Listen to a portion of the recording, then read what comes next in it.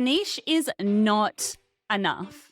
If you have a business and you have a niche, then you deserve a little pat on the back. But it is only step one, maybe two, after deciding that you want to start a business, in actually positioning your business for maximum impact.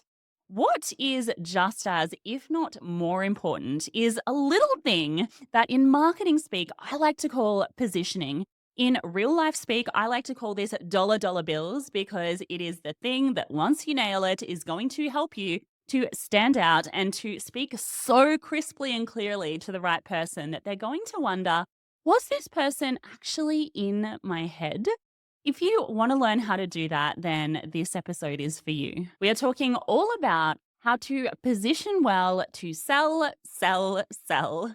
Now, before we get into it, I want to illustrate the problem with not positioning well with a little bit of a story taking me back to my very early business baby days, 2017, which I know feels like about 100 years in internet years. So in 2017, I quit my corporate job to become a social media manager. And I had been lulled in by all of the stuff on the internet that I had been seeing where people were saying, become a social media manager and you can work from anywhere and you can live the laptop life and become a digital nomad. And I was like, that sounds amazing. I'm currently stuck in this dank, dark cubicle. It was honestly like a chicken factory. There was about 7 or 8 cubicles on either side with the tiniest little gap in between us. It was dark, there was no natural light, and I was like, gosh, anything would be better than this. And so I decided to kickstart my business and I went all in. From pretty much the moment I launched my business, I had about 7 social media management clients. And I was like, happy days, I'm off to the races. Or at least I thought that for about 2 seconds until I was completely zapped, completely capped. I couldn't make any more money even if I wanted to. I had absolutely no time. And I felt like I just had all of these bosses yelling their little mini orders at me all day and who were a lot meaner, frankly, than the one boss that I left my corporate job for. I honestly felt like I was stuck in this like high intensity, high like aerobic cardio class that was like 24/7, but there was no exit door and I couldn't get off it. And it was not a vibe, let me tell you. And so about 3 months in, I just decided, "Oh, I can't do this anymore." And so I saved my pennies, which wasn't hard because I had no time to spend my pennies on anything.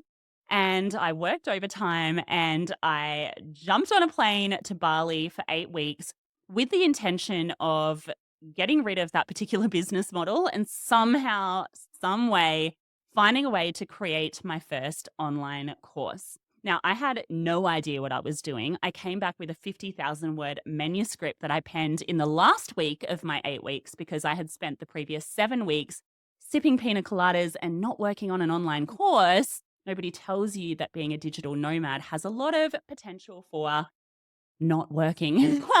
And I came home and I was like, oh my goodness, what am I going to do here? Now, looking back on those early days of being a social media manager, I can see now very, very clearly that I made all of the mistakes that any newbie founder pretty much makes. Now, the good news for me is that that stint in Bali was pretty much the turning point. I was like, okay, this is a flag in the ground. I need to get my ish sorted. I need to do things a different way. And I need to learn this marketing thing properly so that I can actually, stand out and make this business what I actually want it to be. So the biggest mistake that I made is that I botched my marketing hard. I made the biggest mistake being that I had no niche to begin with. So I just set up shop and I said to people, I help people to do their social media. Can I help you to do your social media? And anyone that had a credit card and a heartbeat, I would pretty much take their business. And of course, that didn't serve me too well for 2 reasons. Number one, it was difficult to actually get the business. I was getting it from referrals and people that I knew from my previous corporate job, but I wasn't cutting through with my marketing to get business any other way. And I was reinventing the wheel with every new client because they all had completely different requirements because they were completely different clients. I also had no defined market. So I helped anyone. Now, having no niche and no market was never going to set me up for success. I ended up with a lot of clients that weren't the right fit for me, that were basically, I was being paid peanuts because I was competing on price and I was taking anyone that was coming in. And then I was working too much and then I was hitting my cap and it was just never going to work out. So from there, I committed and I spent the time, a lot of time, let me tell you, it was a baptism of fire, to learn to market like an absolute mother trucker. And pretty much in the 5 to 6 years since, I went from that social media management hell into multiple, 6-figure launches, $1 million years, and all of the things that are held up as the traditional version of online business success. So, how did I go from there to there? I want to share with you what I think is honestly the biggest part of it. And that is this little thing in marketing speak that is called positioning. So, the problem that I had is that I was going way too broad and telling people the vehicle of what it is that I did. So, I said, I help people with social media. Only that people is a lot of different people that all have different problems, and nobody ultimately wants social media. What people ultimately want is number one, the fact that they have a problem to be recognized and for you to feel like you understand their problem intimately. And number two, for you to be able to solve their problem. And so, me going in and saying I help people with social media wasn't achieving either of those things. Social media is a vehicle and specific people have a problem. So, for example, I would say I help people with social media, and a real estate agent would say, sorry, I actually just need to get some more listings. Or the author would say, I actually just need to grow my platform so that I can get a book deal. Or the solar provider would say, no, I actually just need to get some more solar quotes so that I don't need to shut up shop in a couple of weeks. So that is the key.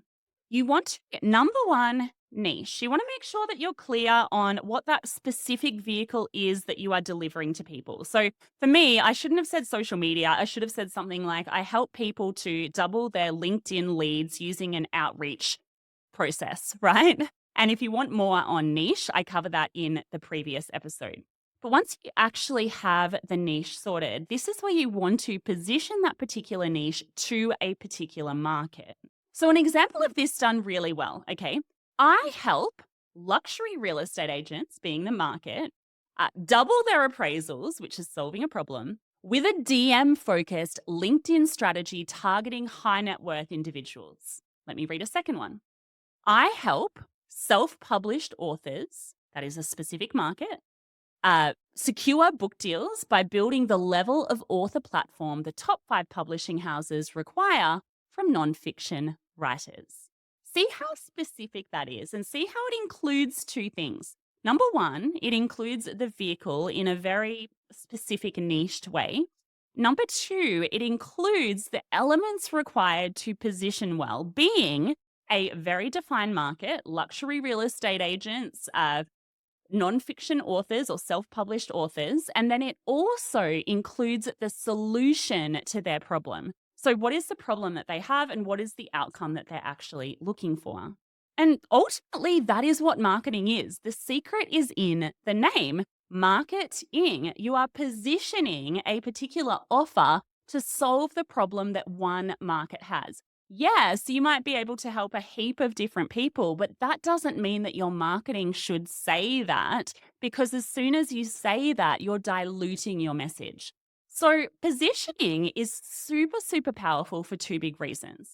Number one, it makes your marketing hyper resonant. You're talking to the solution to a specific problem that one market has and how you can solve that.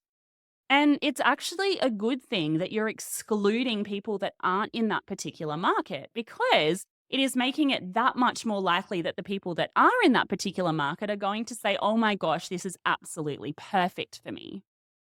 Number two, the other reason that marketing and positioning is so powerful is that it meets the market where they are at. Now, forgive me, I have already used a bit of marketing speak by this particular point. I've used the term positioning, which I feel like is ultimate marketing speak. But I'm going to introduce a new term here, which is the customer journey, which is very marketing speaky. But I'll use an example here. Let's say, for example, you are driving and you are driving along and you stop on the side of the road because your car just stops. And you're like, oh my goodness, I have just run out of petrol. That is so annoying. And so you walk like 20 minutes all the way down to the gas station and you get some petrol and you walk all the way back with your jerry can, or maybe the attendant comes with you. I feel like this is a murder mystery in the waiting, but no, this is a marketing story. And then they get there and they say, oh, okay, well, let's put the petrol in, and it doesn't fix the problem. And the problem actually wasn't that your car had run out of petrol, but your problem was that your car battery had died. And so this is a classic customer journey fail. So a lot of the time, we are what is called problem aware, but not solution aware. So let me share with you the 4 stages of the customer journey. There is unaware. So somebody might have a problem, but then in no way motivated to solve it. It is just not on their radar, or they don't have a problem at all. Number 2, which is usually where your relationship with somebody will start, is they are what is called problem aware. So in my example, they know that their car has stopped and they might be thinking that, petrol is the problem, but they haven't worked out what the real solution is. The next step on the customer journey is solution aware. It means that they have the problem and they have discovered through trial and error, or because somebody has taught them or showed them, what the real problem is. So they now know that the battery being flat is the problem. And then the final stage in the customer journey is product aware. So they not only know that, they need to get a new battery, but they're aware of your solution for having a battery and they're trying to decide whether you're the best person to purchase from. So I say all of that to say that there are a lot of people out there that are problem aware. They have a car that isn't working, but they're out trying to get petrol and they're not solution aware. And so the reason why positioning and making sure that you speak to a specific market is so important when it comes to marketing is that you're never really actually talking about the solution, because a lot of your market don't even know that it's what they want. If you're just talking about batteries and how great batteries are and what the different batteries are and, all of the benefits of it, and somebody is out there thinking that they need petrol, then you're never going to sell to them. And so one of the most important elements of positioning is understanding that, okay, there's somebody that's out there and they have a problem, and you're able to speak to that problem and educate them on the gap between where they are, which is problem aware, all the way through to understanding that they need a battery, being solution aware, and that your battery is the best product for them. So that is why this choosing a market and positioning your offer to speak to a particular market and specifically their problem is so important. So now we have that out of the way, let's go through how to actually do it.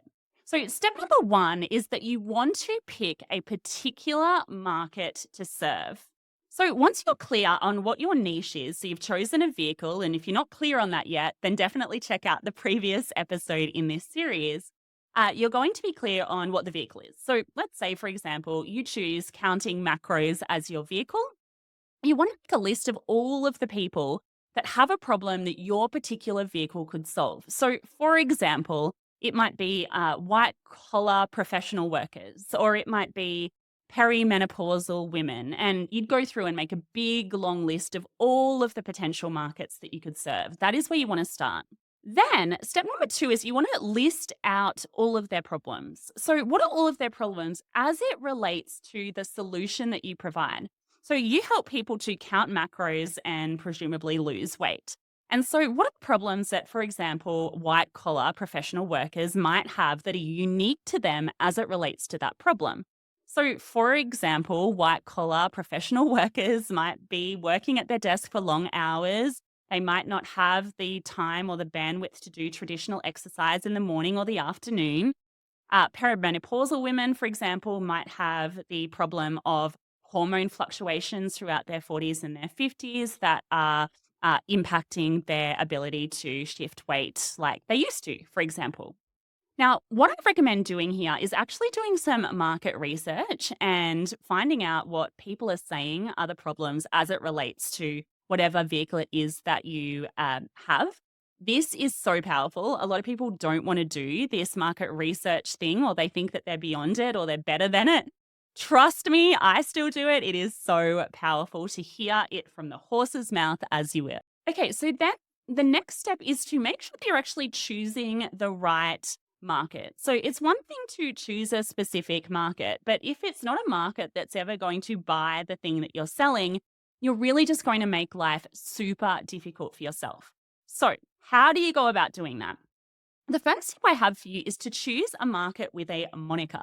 So, a market that calls itself something. This will make it infinitely easier when you actually need to do marketing, like actually get in front of groups of those people. So, for example, what is a market that calls themselves something? Surfers call themselves something. They have a name that groups them together. Real estate agents, postpartum mums, right? So, you can imagine with all of these different groups, there's likely already communities, there's likely already groups of people congregating together. There might be events that are held for those particular people. There might be personal brands that already serve that particular market. This is what you want. It is going to be very difficult if you choose a market that doesn't already call themselves something and that doesn't already get together as a group. And so, an example of markets that don't do that, tired mums, right? So, yes, they're mums, they hang out together. But tired mums, you're not going to find that, right, as a like congregating group of people. It's not a market with like a name that they call themselves. Uninspired women, right? So anything that has a feeling in front of it, that's generally not going to be a market group or a market segment. It is going to be more a like a watercolor artist, real estate agents, postpartum mums, like it is a season or it is a title or it is a hobby or it is something that they're already congregating around. The next step is that you want to make sure that people are actually serving that market. So there is actually nothing worse than choosing a market and then looking around and thinking, oh, nobody else is serving that. And then you think, oh my gosh, amazing. This is like my blue ocean. But usually, where we're at in the world, if there is nobody serving that particular market with the vehicle that you provide, it is a sign that there is a reason for that. I have helped thousands of students inside of my courses and programs, and there is only one instance inside of those thousands where the student found a market that wasn't being served at all with nobody else doing it, and it ended up being a smash hit. A lot of the time, there is a reason. It is because it is not a profitable market. It is because other people have tried before and they haven't had success. What you actually want is you want to have other people having success and then do all of these beautiful marketing things that I'm teaching you inside of this series in order to make yourself stand out. And then number 3 is that you want to choose a profitable market. Now, don't get me wrong here. I'm not talking about marketing to rich people here. I'm talking about making sure that you're choosing a market that values having the problem that your vehicle is going to solve for them solved. So, what it means is that they are prioritizing spend in that particular area. So, for example, for me, I'm obsessed with skincare. I would probably spend all of the money in the world on it. I spend in an outweighed way in that particular category. And so you want to find what that is for your particular market because it is going to make life so much easier for you. Now, generally, just as a little hint, if somebody is just super passionate about something, then that is going to be a good indication. If somebody has a painful problem that they're motivated to solve now, something like baby sleep, it's not just a nice to have, it's not just decorating, something. It's like an actual problem that they're like sitting up at 2 o'clock in the morning and they're thinking about. That is when you know that you likely have a profitable market because people will prioritize spending in that particular space. They are going to find it more valuable than other people to have that particular problem solved. And then once you have all of that done, then you're going to make sure to position what it is that you do to solve that particular market's problem. So the secret, to be really clear, is to focus all of your messaging on the problem that you solve. And then the actual niche being the vehicle, like the how you do it, is just like the supporting act, okay? So let's use our white collar professional example. You might say, I help white collar workers prepare packed lunches that help them, or count macros that help them lose a kilo a week without leaving their desk. So see how you're talking to the person, their specific problem as it relates to losing weight, and then how you actually do it is just the supporting act.